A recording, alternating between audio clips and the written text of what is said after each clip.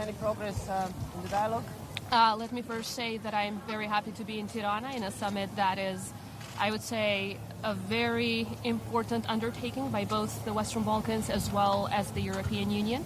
So I really do hope that the conclusions as well as the declaration will showcase this unity of the European Union towards an accelerated process of the Western Balkans. At the same time, I'm here as the leader of the most pro-European country that there is. And in that sense, we've shown that commitment towards the European Union and EU values in every single action that we have undertaken, especially when it comes to a 100% alignment with the EU on every single foreign policy and security decision, aligning on sanctions against Russia, as well as in rejecting every single malign influence of factors such as Russia and China.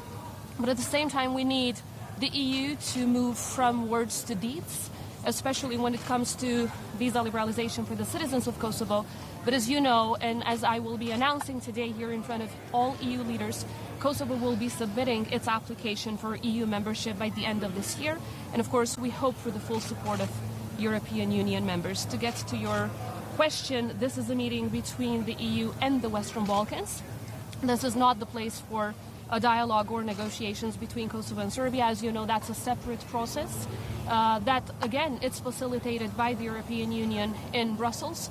But it's a process which we believe should be centered on mutual recognition and at the same time protect and preserve Kosovo's territorial integrity, sovereignty, its unitary character, as well as its constitutional system.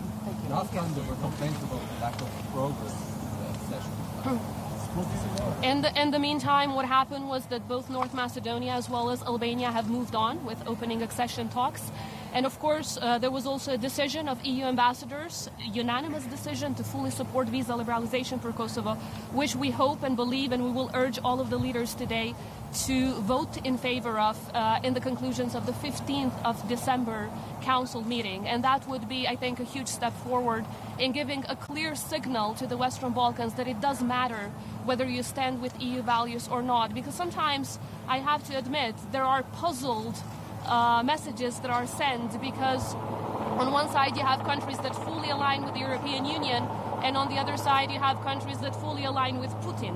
They should not be treated the same. Whether you stand with Ukraine today or you stand with Russia should matter. Whether you have adopted sanctions against Russia or not should matter. And these are signals which the EU should send very, very clearly to all of the countries of the Western Balkans, because standing on the right side of history today is the least that should be expected of us. Mr. Vučić called Mr. Putin a terrorist and scum. What do you answer that, and how can you solve this? Unfortunately, Vučić is a continuation of a mentality that existed in Serbia in the 90s, and it's precisely this mentality that led to war and destruction and the killing of 150,000 civilians. That is a mentality that should be rejected by all. Let's wait for security to do its job.